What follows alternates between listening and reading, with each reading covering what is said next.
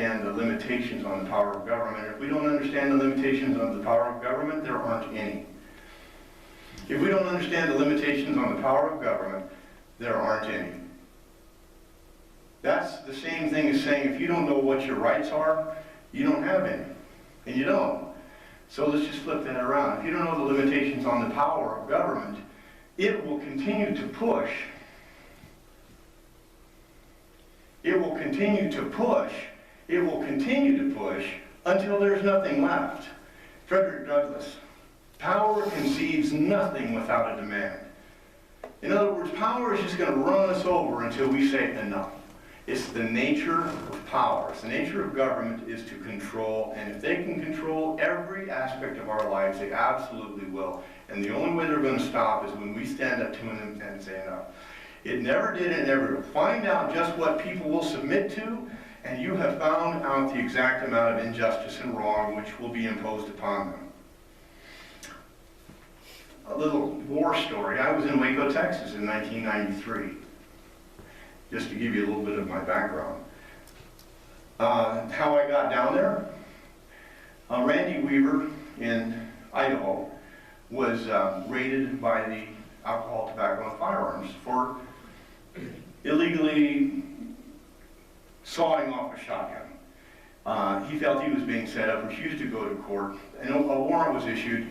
All of a sudden, the SWAT team converged on his property.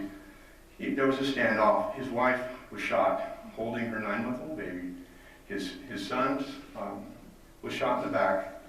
And when that happened, I got a call to go to a meeting in Estes Park, Colorado, to discuss what we're going to do about this.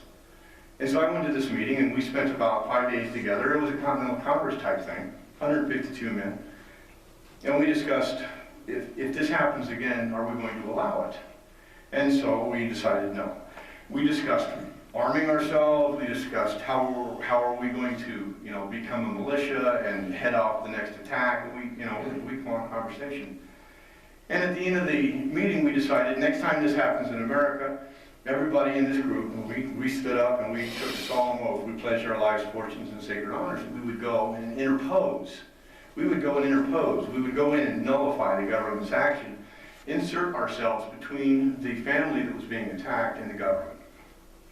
It was a scary idea, but we realized it was over in 1993. Well, of course, Waco happened just several months after that. And my son, at the time, we had just had a son, and my wife said, "You're going down there, aren't you?" And I said, I have to. I didn't know it was going to be a church. I just knew that it was a government assault on a family, and it turned out to be a church. So we went down there, and 5 guys showed up out of 152. We were there for 3 days. We had a stage point and everything.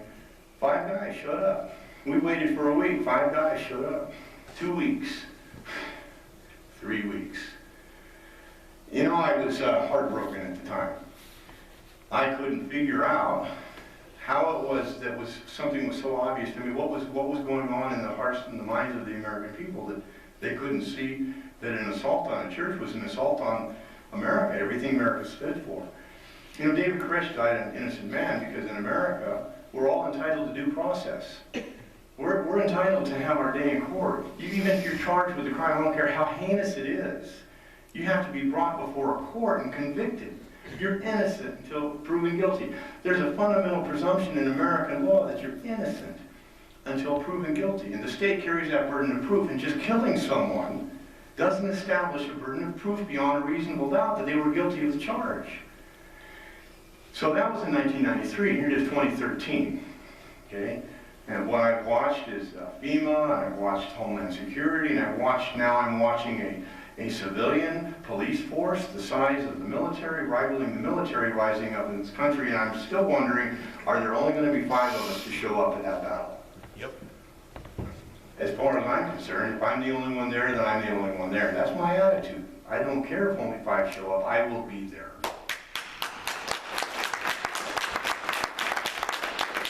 What America is missing right now is leadership, and leadership has to be knowledgeable and courageous. And I think if we get our ducks in a row and we get ourselves knowledgeable about the fundamentals, we will appear to be revolutionaries, so be it. If we have to be a counterculture in America to be Americans, then so be it. If I'm on a list, so be it. You know, this is the time to speak out louder, not shrink away. And if we have to die in the process of reestablishing courage and integrity and virtue and honor in this country, then so be it. And these are the principles, I think, thank you, that if we know the truth, and this, you know, we've heard this all of our lives, we know the truth will set you free. Well, this is totally true. So what is the truth of American power? It emanates, is vested in and derived from the people, but we get that power from our Creator, the supreme ruler of the universe.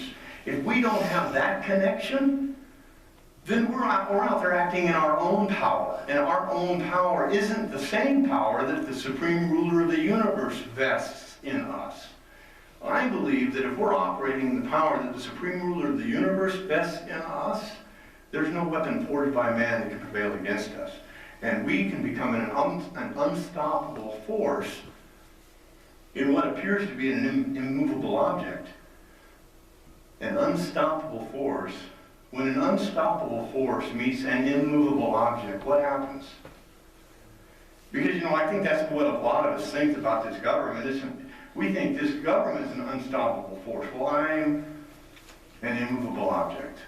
And if enough of us stand in that immovable object, which is the principles of the natural law and the principles that this nation is founded on, these guys are going to realize that they're going to be exposed. Exposure is our best weapon against this thing. And the best way to expose it is by not complying, by not giving them our consent. And so one area that I think that we can all come together on, well, first of all, I mentioned this before, but I want to go through this because this is really important. I'm one who does not like the term constitutional right. I think this is an absolute debasement of a term. The government has the constitutional right to exist. We don't derive our rights from the Constitution. We derive our rights as the sovereign in a relationship to the government. The government is there to secure those rights to us. The Federal Bill of Rights has a preamble to it, and that preamble says, now here, let me put a little background and context on here. The Constitution was adopted, and the Anti-Federalists were very much afraid of giving this much power to a central government. And so there was a lot of argument back and forth. And so there was finally a compromise, and several of the states said, I'll tell you what, we're not going to enter into that compact with you under the Constitution unless there's a Bill of Rights. So when they wrote the Bill of Rights, they established it by a preamble to this Bill of Rights, and this is exactly what it says. I'm not making it up. And I want you to read the italicized part. In order to prevent misconstruction or abuse of its powers. That's why this was written. It wasn't written to give us constitutional rights. It was written in order to prevent misconstruction or abuse of its powers.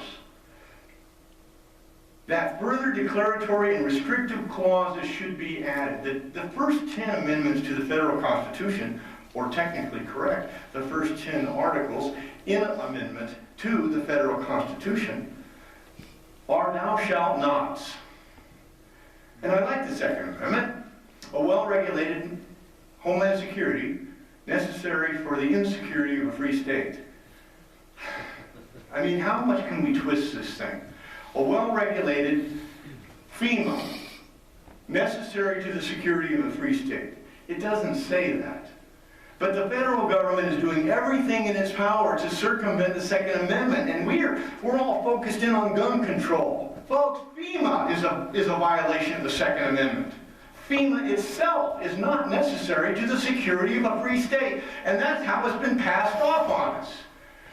What's necessary for the security of a free state is that the men of a community stand for their community and get behind their sheriff and act like a militia and secure their community. And to whatever degree the men of a community secure a community, that community is secure, and stop worrying about the next community over there. Stop worrying about the Washington, D.C. criminal community, district of criminals. The well-regulated militia, which, by the way, the Colorado Constitution specifically says every able-bodied man between the ages of 18 and 45 is a member of the Colorado militia. I would like to see an initiative get on the ballot to increase that age to age 75.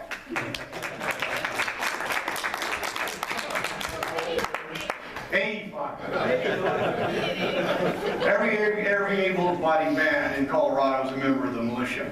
We don't need the Department of Homeland Security coming in as a Trojan horse through the, let's call it what it is. We don't need the Department of Homeland Security coming in as a Trojan horse through the Bureau of Land Management onto federal lands where they don't have jurisdiction and pretending like they do. And that's what's happening in our society today. There's this buildup of police force. I mean, have you seen the big Bureau of Land Management police vehicles? You know, they buy the biggest truck they can with the lights and big long antennas, and they look tough. Reminds me of that little barking dog who has no power, but he barks really loud until you say boo, and then he doesn't have any power. They only have the power that we think they have. If we, to the degree that we think they have power, we've already relinquished it, and that comes from fear. In America, power is not established by fear, and yet it appears to me that the government is doing everything within its power to scare us. Everything's about fear. And you watch the media, and everything's everywhere. So, thank God we got the government. The government is not here to solve our problems. It is here as our agent.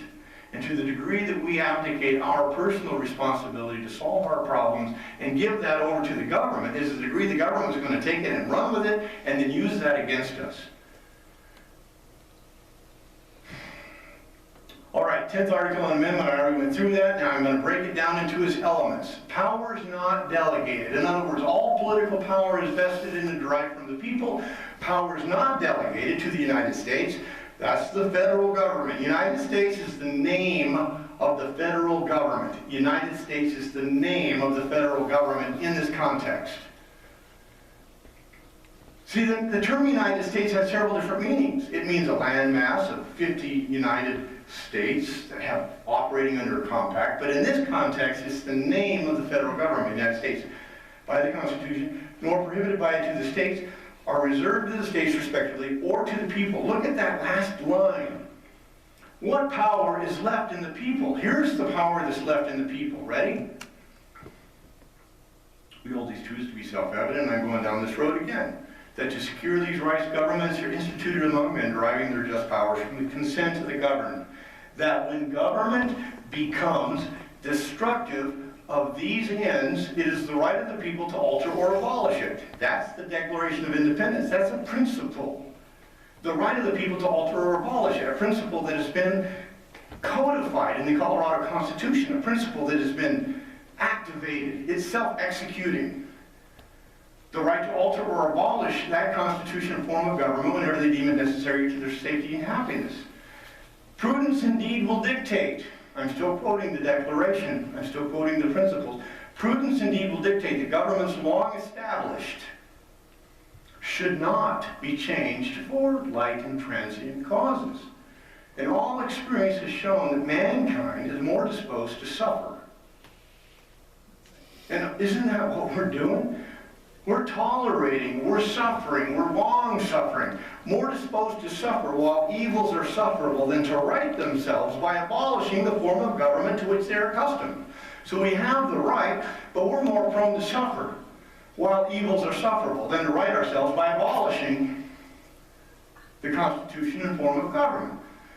And here comes the gong. Talk about age of universal deceit, telling the truth, here it comes. But when? Jefferson didn't say, well, sometimes, maybe. He said, but when? The 55 signers of the Declaration of Independence agreed, but when? Not if, when, but when, a long train of abuses and usurpations, pursuing invariably the same object, evinces a design to reduce the people under absolute despotism, the people have a duty. That's what that is. The people have a duty. And why do the people have a duty? Because when the government commits a long train of abuses and usurpations, when they begin to exercise power they were not delegated, Or would they begin to go beyond the limitations of that power established by, in writing, the preamble, the Bill of Rights, that they would like us to think are constitutional rights that they have the power to take away, which they absolutely do not, because those are restrictive and declaratory clauses, but they're abusing those powers constantly, which is why they have to keep you hypnotized to believe that they have the power to take those rights away anytime they want to. Well, you know, we deem it necessary for the safety and happiness, so we're going to take away people's guns. You know, that's not even the conversation that's on the table. Government, you don't need that conversation. That should not even be on the table. And when you engage that conversation at that level, you've already given them your consent.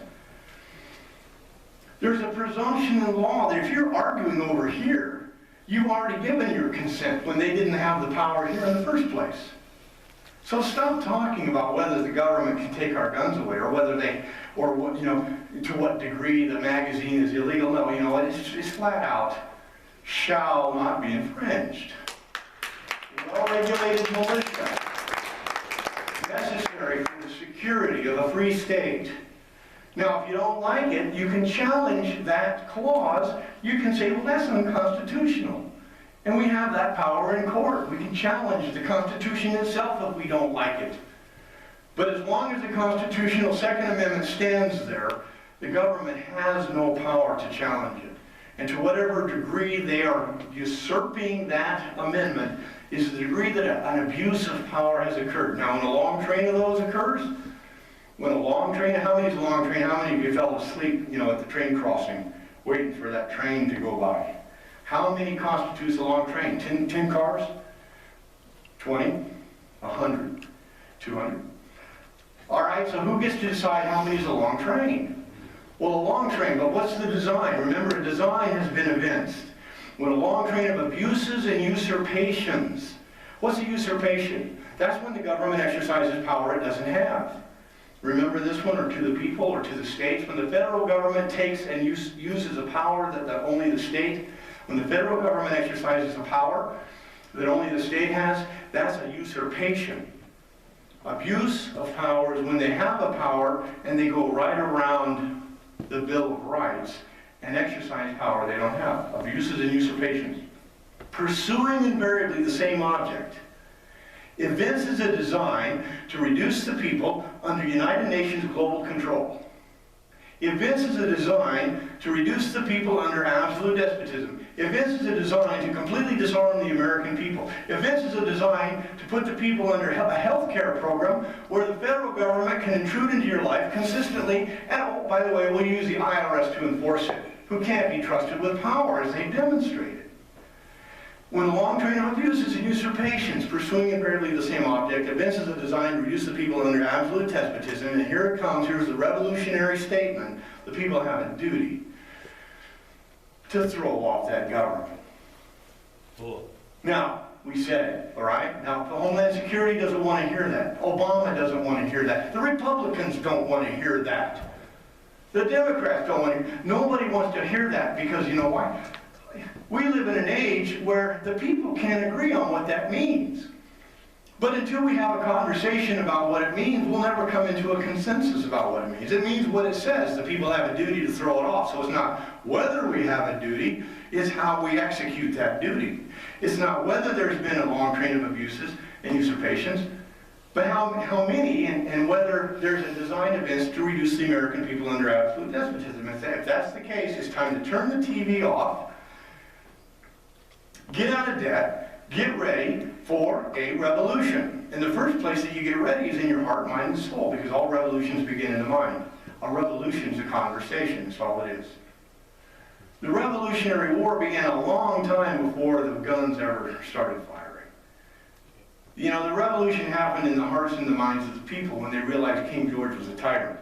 The revolution began in the hearts and the minds of the people when they realized that Romans 13 was getting in the way. You know, there's something wrong with Romans 13, because Romans 13 says I'm supposed to submit to every act of government, and so I better just submit and obey and keep my mouth closed and not say a word from my pulpit because they might take away my tax exemption. So the Christian church in this country, the so-called Christian church, the institution, is remaining completely silent when they have a duty to speak the truth from the pulpit. So we're not getting the help from the churches.